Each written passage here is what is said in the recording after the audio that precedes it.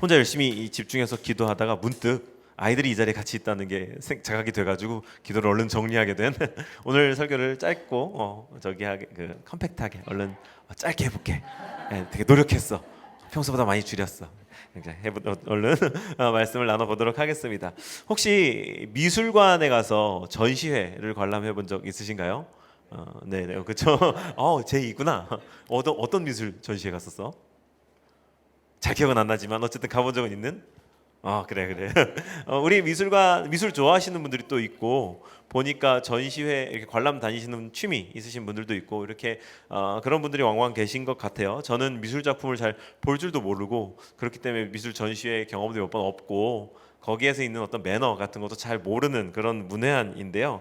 그럼에도 불구하고 제가 처음 사역을 배웠던 이 분당의 한 교회가 1층에 이 카페 한쪽 이쪽 이면에 갤러리가 있었어요. 그 교회 담임 목사님의 사모님이 미술을 하시는 분이었어가지고 갤러리를 두고 늘 이렇게 전시를 열고 뭐 유명 작가든 아니면 뭐 신인 작가든 이렇게 초청해서 작품전을 하고 이랬던 그것을 봤던 기억이 있거든요. 그래서 저에게는 미술 어떤 매력이 있는지 모르겠지만 목사님 좀 별나다 이렇게 생각을 했었는데 세월이 흐르고 그 교회 가장 막내 중에 막내였던 저는 또 한 교회를 섬기는 목자가 되었고 우리 교회도 어제부터 갤러리가 되었다는 것을 여러분께 안내를 해드립니다. 그러니까 그게 별난 일이 아니었고 미술 작품을 통해서 우리가 전할 수 있는 메시지가 무척 크다는 걸 저도 세월이 흘러가면서 이렇게 경험하게 되었고 급기야 우리는 갤러리가 되고 저는 갤러리의 관장이 된 것 같습니다. 갑자기 뜬금없이 이게 무슨 말이냐? 우리가 뭐 다 아시다시피 어제 경험하셨다시피 우리 교회가 갤러리가 되었죠. 저는 사실 관장이라고 표현했지만 관장보다는 약간 경비에 가까운 느낌이기는 한데 이 공간에 늘 머무르는 사람으로서 이러한 변화가 무척 감사하고 또 즐겁고 기쁩니다. 근데 이곳에 우리가 이렇게 꾸미게 된 우리들의 작품에는 저마다의 이야기, 저마다의 주제들이 있고 그것들이 던지는 메시지가 분명하게 있고 그것이 보입니다. 그래서 미술품은 왜 작가가 의도한 바도 있겠지만 또 보고 감상하면서 해석하는 사람에 의해서 또 2차적인 완성되는 것 아니겠습니까? 그래서 우리는 일단 많은 이야기들을 시작하기 앞서서 이 누추한 작은 예배당을 이렇게 멋진 갤러리로 꾸며주신 우리 삶은 교회 작가님들께 우리 박수로 한번 격려를 해드리면서 시작했으면 좋겠습니다. 그래서요 저는 오늘 이 설교 말씀을요 이 갤러리의 경비 관장으로서 오늘만큼은 이 자리에 앉아 계신 우리 모든 교우들에게 도슨트로서 이 작품에 대해서 조금 안내해 드리는 것도 그곳에 이렇게 녹아 있는 우리 하나님의 말씀에 대해서 생각해 보는 것으로 설교를 대신 하려고 합니다. 화면 한 장 넘겨 주실까요? 우리가 가장 먼저 1층 현관을 열고 들어오면 먼저 만나는 이곳이 이게 어디를 형상화한 걸까요? 우리 어린이 여러분, 그렇지, 바다예요. 바다. 어린이 여러분 한번 따라해 볼까요? 바다. 그렇지요, 바다. 바다를 형상화해 놨죠. 이렇게 막 넘실거리는 물결, 그리고 우리가 뭐 여행 프로그램이나 다큐멘터리 같은 데서 볼 수 있는 쪽빛 바다. 그러니까 아주 아름다운 풍경, 그런 것들을 우리는 바다 하면 떠올리는 이미지이죠. 근데 우리가 사실 나눠 왔던 창세기의 이야기 속에 특별히 노아의 홍수 이야기 속에 묘사되는 바다는 사실 이렇게 아름답지는 못했을 것 같습니다. 그죠? 왜냐하면 비가 그렇게 헉수같이 내리고 막 산 꼭대기까지 물이 차오르면서는 해수와 담수가 뒤섞이고 막 그 안에서의 막 이렇게 흙탕물이 일어나면서 빛도 닿지 않는, 하늘도 흐리고 물속도 어두컴컴한 그런 좀 절망스러운 모습이 아니었을까라는 생각이 들지만 좌우간 하나님께서 펼쳐놓으신 피조세계로서의 최초의 원형은 이렇게 아름다웠을 것이다 라고 하는 그런 생각이 드는 거죠. 그래서 1층 첫 계단에서부터 이제 저 작은 집이라고 할까요? 이 길을 따라서 이제 우리가 표현한 구원의 여정, 구원의 길이 시작이 됩니다. 그 계단 한 계단에는 바닷속 깊은 곳에 사는 생물들부터 하나하나 계단 위에 우리 어린이 친구들의 작품으로서 하나하나 놓여져 있지요. 그렇게 계단을 따라서 발길을 내딛고 그 걸음마다 벗을 만나게 됩니다. 그래서 쭉 한 계단씩 올라가다 보면 여러 가지 작품들이 보이죠. 그렇죠. 이렇게 바닷속이 또 이렇게 또 형상화되어 있고 심해에 사는 뭐 여러 가지 물고기들이라든가 그림자로 표현되어 있는 뭐 가오리, 돌고래, 뭐 고래 이렇게 보이네요. 네, 이렇게 해서 쭉 계단을 올라가다 보면 이런 작품들을 만나게 됩니다. 이 길이 형상화되어 있는 것 것들을 따라서 우리가 쭉 우리의 구원의 여정이 진행이 된다라는 겁니다. 그래서 이렇게 눈을 들어보면 이렇게 이제 밀림, 정글, 자연 환경도 만나게 되는 거죠. 탐스러운 과실들도 맺혀 있고 길가에 피어 있는 꽃들도 있고, 이것이 말하자면 구원의 여정을 살아가는 우리네 인생 속에 만날 수 있는 소소한 아름다움, 소소한 즐거움 아닐까라고 하는 생각이 듭니다. 그 길에는 분명 곤충들, 동물들이라고 하는 길벗들도 있지만 또 풍경 속에서 느껴지는 아름다움, 작은 과실들을 통해서 맛보는 달콤함, 이런 것들은 또 우리 인생에 무척 큰 즐거움을 주지요. 그렇게 계단을 한 걸음 한 걸음 올라가다 보면 어느새 이 길이 끊기고 우리는 거기서 작은 참새랄까요, 종달새랄까요, 발자국을 만나게 됩니다. 그 발자국에서 날아오르는 새, 이 새를 따라 우리의 눈길을 쭉 주다 보면 이 새는 날아오르면서 어느덧 우리가 평소에 필경대로 인식하고 있는, 주부대로 인식하고 있는 곳에 놓여 있는 우리 청소년 마을 친구들의 작품을 만나게 됩니다. 이 청소년 마을 친구들의 작품은요, 어제 설명 들으신 분들은 아시겠지만 고민이었습니다. 10대가 얼마나 고민이 많은 때입니까? 청소년기를 가리키는 유명한 단어가 질풍노도의 시기이잖아요. 우리 다 경험해 봤고, 이 질풍노도라고 하는 말이 성난 파도, 그리고 폭풍, 그 폭풍우와도 같은 때 그런 말이죠. 급격하게 바뀌는 환경, 내 생각, 감정, 심지어 내 몸까지 여러 가지 변화를 겪으면서 우리 아이들은 그야말로 혼란스러운 때를 한동안 겪어갑니다. 누구나 다 어른이 되려면 어쩔 수 없어 겪는 때야라고 우리는 대수롭지 않게 이야기하지만, 우리가 이미 지나왔어라고 생각하기 때문에 우리가 그거 다 괜찮은 거야라고 치부해버리기 십상인 위험성이 있겠더라고요. 누구에게나 자기의 때, 자기의 어려움은 큰 곤란인 겁니다.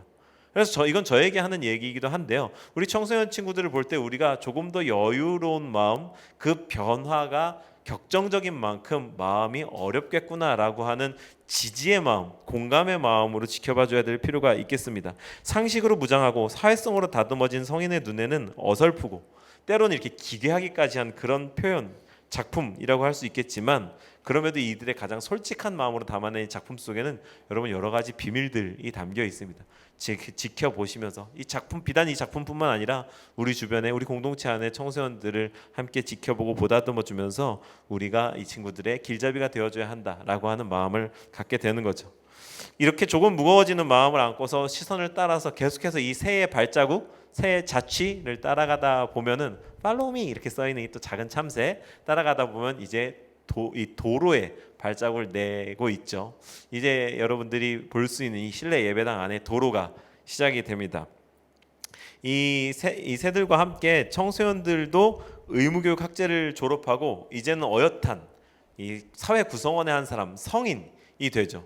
그런데 이 성인이기는 하지만 좌충우돌의 시간이잖아요. 성인의 초년, 사회 초년생으로서 좌충우돌로 이 사회를 배워갑니다. 그러면서 이때에 아직 육체는 젊고 혈기는 남아 있으며 책임에 대한 의식은 좀 좀 적을 수 있는 이 청년의 때에 많은 혼란, 역시 또 죄와의 싸움을 겪습니다. 그래서 이 청년들의 주제는 죄였었고요. 이 화면에 한 컷 한 컷을 다 보여드리고 싶었지만 시간 관계상 이 전체 컷만 보여드리면서 이 12컷의 사진이 뭘 의미하냐, 이 친구들이 싸우고 있는 실제적인 죄를 마주하게 해주는 거죠. 음란, 탐욕, 외모지상주의, 분노, 도파민 중독, 불효, 거짓말, 시기, 질투, 나태, 술, 담배, 탐식, 다툼.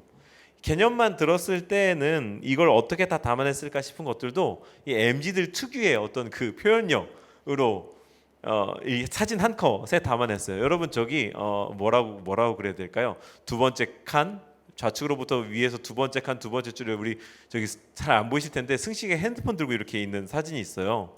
거기에 핸드폰에 뭐라고 써 있는지 아세요? 엄마. 이게 불효를 표현한 거예요. 엄마 전화 오면 안 받는다 이거예요. 예. 엄마 전화 오는데 안 받는다. 예. 그리고 그 바로 옆에 칸에 실제로 그렇다는 건지는 모르겠습니다. 뭐 그런 경우도 있기는 하겠죠. 근데 어쨌든 그리고 그 바로 옆에 칸, 우리가 보기에 우측 칸에 보면은 이제 우리 양래 집사님 이렇게 쭈그리고 앉아 있는데 표정은 무척 선해요. 근데 그 그림자는 어둡고 잘 안 보이실 수 있는데 그림자의 코가 길어요. 이게 뭘까요? 거짓말이죠. 예. 거짓말, 아주 천연덕스러운 표정으로 거짓말하고 있다는 거예요. 거짓말하면 얘들아 코가 길어진단다. 코가 길어진다. 누구 코가 제일 긴지. 갑자기 코를 왜 마시냐?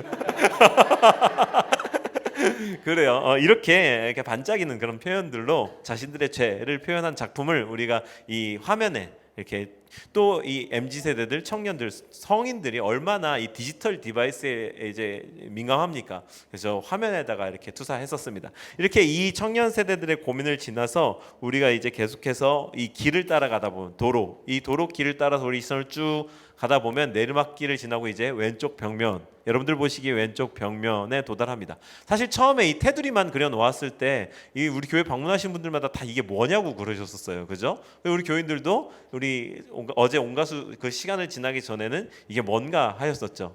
근데 이게 말하자면 그 아파트 같은 그런 네모진 도시 안에 중첩되어져 있는 사람들, 그런 공간을 표현을 한 것이었습니다. 어떤 신약학자는요, 기독교는 본래 도시운동이었다라고 이야기를 했습니다. 왜냐하면 바울 사도는요, 도시를 찾아갔었고요, 회당에서부터 사역을 출발했잖아요. 그곳에 가가지고 사람들이 모여 있는 곳에서 자기의 강점을 가지고서 사역을 했었다, 이 말입니다. 도시에서 일어난 운동. 그래서 기독교와 도시는 무관하지 않은데 우리가 살아가는 도시를 한번 생각해 보시죠. 언제부터 대한민국이 아파트가 표준화된 주거 형태가 되었을까요?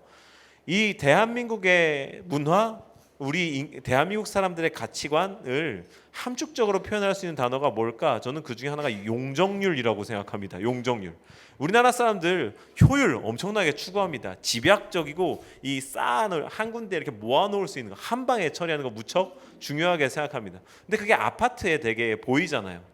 좁은 공간, 원래 20, 30평이면 한 가정, 한 가족이 살기에 적절한 공간 아니겠습니까? 근데 그걸 위로 쌓아 올리면 막 뭐 수십 세대, 수백 세대가 살 수 있는 거죠. 그게 도시의 풍경. 이렇게 쌓여 있는 네모 박스 안에 살아가는 사람들의 희노애락이 이 작품 안에 드러나 있습니다.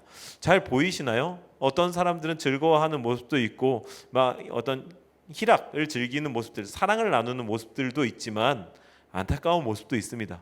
그리고 자본주의 안에서 뭐랄까요? 위에 사람을 좀 이렇게 떠받치고 있는 그런 안타까운 사람의 모습도 있고, 그 위에 군림하면서 혼자 누리고 있는 모습도 있고요. 외로움에 몸서리치는 모습도 있고, 폭식으로 그 외로움을 달래다가 비만이 되어버린 사람도 있고요. 그 정말입니다. 그리고 흡사, 그리스 로마 신화의 시지프스의 저주를 떠올리게 하는 그런 고생을 하고 있는 모습들도 여기에 형상화되어 있죠. 거울 속의 허상이 나라고 생각하면서 착각하며 사는 사람, 돈으로 행복을 살 수 있다고 믿는 사람, 쾌락을 좇는 사람, 스스로 운명을 달리하는 사람, 여러 인간들의 군상이 저 작품 안에 드러나 있는데요. 이게 우리의 자화상이지요. 그리고 이 고통스럽고 힘들어도 인생이 어디에 와서 어디로 흘러가는지, 다음번 스텝은 어떻게 내딛어야 할지 모르는 와중에도 우리는 계속해서 흘러갑니다.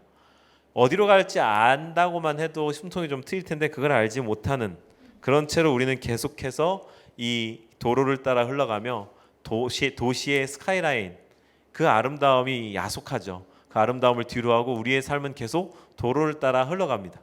그리고 이제 우리는 테라스에 진입하게 되는데, 그 전에 이 보셨나요? 디테일하게 저 작은 저 구조물이 이응대교예요. 이응대교. 네, 이응대교까지 건너서 우리가 이제 테라스에 나가게 되는 거죠. 이제 발견하셨다면 여러분, 관찰력이 모자란 겁니다.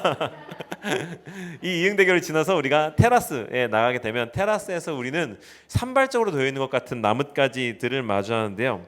네, 산발적으로 놓여 있지만 이것이 우리의 인생, 우리가 마주하게 되는 미로와도 같은 우리의 인생을 형상화해 놓았습니다. 어느 곳이 입구인지, 어느 곳이 나오는 길인지 알 수도 없고, 이리로 가면 맞는지 저리로 가면 막힌 길인지 막다른 길인지 알 수 없는 미로와도 같은 우리의 인생, 실제로 우리 인생 아니겠습니까? 우리는 어떻게 살아가야 될지 모르는 채로 내던져져 있는데 그냥 살아가는 겁니다. 그냥 한 걸음 내딛는 겁니다. 눈을 떴으니까 하루를 사는 거고, 그런 막막한 인생길, 미로와도 같은 겁니다. 근데 이 작품 가운데에 길을 잘 찾아가면 결국 출구에 다다를 수 있겠지만, 아주 재밌는 이 작품을 감상하는 묘미가 숨어 있는데요. 그것은 바로 말씀이거든요. 길이 막다른 길에 다다랐을 때에 말씀이 그 자리에 있습니다. 이 작품을 실제로 만드신 우리 이 형제 자매님들, 집사님들께서 자신의 삶이 막다른 길에 다다른 것 같았을 때 자기를 붙잡아 주었던 말씀을 나누고 그 말씀을 표지판처럼 세워나왔다고 합니다. 그 말씀을 통해서 우리의 인생이 언제나 미로에서 올바른 길을 찾아갈 수만은 없는 것처럼 막다른 길에 다다랐을 때, 절망에 부닥쳤을 때 말씀을 힘삼아서 일어나는 것. 할렐루야. 그게 우리 그리스도인들의 삶이고 그리스도인들에게 더해지는 용기이다라고 생각이 되어집니다. 버겁게 때로는 기쁘게 이런저런 일들 속에서 우리가 인생이라고 하는 미로 여정을 끝내는 날이 결국에는 오죠. 그럼 그때 여러분 기억하시나요? 첫 계단에 첫 작품으로 놓여 있는 것, 1층 첫 계단에 첫 작품으로 놓여 있는 게 우리 공동체의 막내 연우의 발자국이거든요. 인간은 누구나 다 맨발과 맨손 알몸 적신으로 태어납니다. 그리고 이 세상을 떠날 때 또다시 맨발과 맨손 알몸으로 이 세상을 떠나갑니다. 미로에서 나오고 나면 우리는 맨발로 이제 말하자면 저천성을 향해 가는 여정이랄까요? 하늘나라, 흔히 천국, 천당이라고 인식하는 그 하늘나라로 향하는 여정을 또다시 맨발로 가게 될 겁니다. 아무것도 가지고 갈 수 없고 아무것도 우리의 어떠함을 증명해 줄 수 없는 그저 적신으로 돌아가는 그 하늘나라. 우리는 차이점이 있다면 그 하나님 나라, 하늘나라, 사후세계로서의 천국, 천당을 하나님과 함께 있는 영원한 기쁨, 영원한 안식으로 기대한다는 것이겠죠. 그곳은 우리가 지난 3주 동안 누리고 나누었던 노아의 홍수 이야기 속에 방주와도 같은 풍경일 거다. 그 실제로 이 창세기도 방주를 그러한 메타포로서 우리에게 보여주고 있는 것 아니겠습니까? 이 방주 속에 함께 우리가 사랑했던 형제 자매들, 이것도 우리가 얼굴도 모르고 이름도 몰라도 지구 반대편에서라도 우리와 똑같이 세대를 달리해서, 시대를 달리해서, 공간을 달리해서 우리와 함께 예수님을 구주로 모셔드리고 사랑했던 사람들과 함께 영원한 안식을 누리게 될 것입니다. 그것이 바로 이 하나님께서 베푸셨던 은혜의 구원의 방주 아니겠습니까? 여기에 우리가 각각을 표현한, 우리가 그때 어떤 모습일까를 표현한 그러한 장식들로 방주가 듬성듬성 채워져 가고 있고, 언젠간 이 방주가 꽉 차는 날도 오겠죠. 그때가 먼저 올지, 우리가 하나님 품에 안기는 날이 먼저 올지 우리는 알 수 없지만, 우리는 그곳에 이르는 날까지 딱 한 가지를 의지하면서 살게 될 겁니다. 이 십자가 아래에 희미하게 띄워져 있는 광채가 보이시나요? 오늘 우리가 9장 13절에서 읽었던 말씀은 무지개에 대해서 이야기를 하고 있습니다. 무지개. 어설프게 표현해 보았는데요. 하나님께서는 다시는 이 땅에 홍수로 심판하지 않겠다, 이것이 내 약속이다 라는 말씀을 덧붙이시면서 구름 사이에 내가 무지개를 두었고 그 무지개를 볼 때마다 너희들은 내가 언약에 신실한 그런 존재임을 기억하여라 라고 말씀하셨습니다. 우리에게 하나님께서는 언약의 무지개를 주셨고, 말하자면 노아를 통해 새롭게 시작된 새로운 인류, 이들에게 하나님은 또다시 언약을 주십니다. 이제 저를 한번 봐주실까요?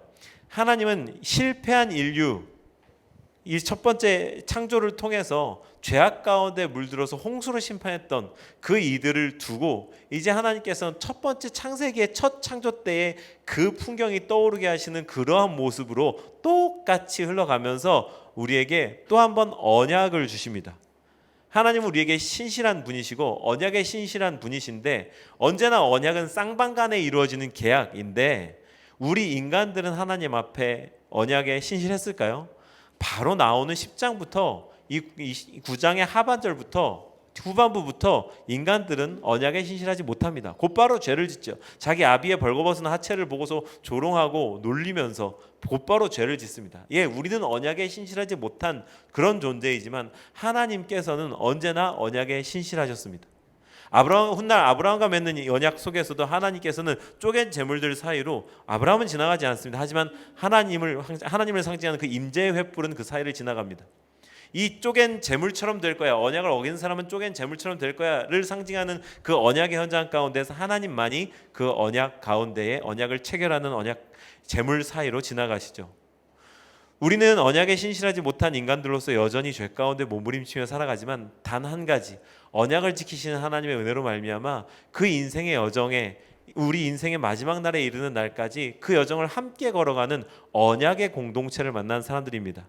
그래서 그 언약을 지키기 버거울 때, 아니면 내가 흔들릴 때, 때로는 놓고 싶을 때, 그럴 때 함께 그 여정에 서 있는 형제 자매들로 말미암아 위로를 얻고 평안을 얻으면서 이 세상에 주어진 나머지 인생의 삶을 마무리하게 되겠죠.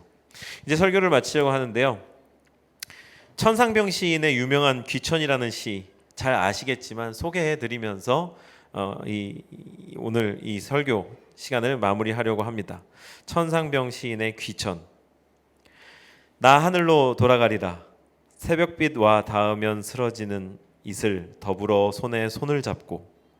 나 하늘로 돌아가리라. 노을빛 함께 단 둘이서 기슭에서 놀다가 구름 손짓하면은. 나 하늘로 돌아가리라. 아름다운 이 세상 소풍 끝내는 날 가서 아름다웠다라고 말하리라. 잘 아시는 시이겠지만 이 세상 삶, 우리네 인생 소풍이었다고 비유하잖아요. 아름다웠다고 그렇게 이야기를 하잖아요. 우리 모두는 언젠가 다 주님 품에 안기겠죠. 이 세상을 떠나겠죠. 우리 어린이 마을 여러분들에게 아주 먼 이야기처럼 느껴지겠지만 우리 모든 존재들은 결국 인생을 마감하는 날이 올 겁니다. 그리고 이 세상, 말하자면 이 세상 소풍 끝내는 날이 오겠죠. 그때 이 세상 아름다웠노라 라고 회고할 때에 우리에게 이 공동체가 그 아름다움에 무척 중요한 한 장면이기를 진심으로 바라고 여러분들을 축복합니다. 그렇게 함께 하나님 나라 향해 가는 하나님 나라 언약 공동체, 가족 여러분들과 함께 온가족 수련회를 진행할 수 있었던 것 진심으로 기쁘고 감사하며 그 언약의 기쁨, 언약 공동체의 기쁨이 계속해서 누려지는 우리 모두가 되길 바라서 오늘 이 말씀을 드렸습니다.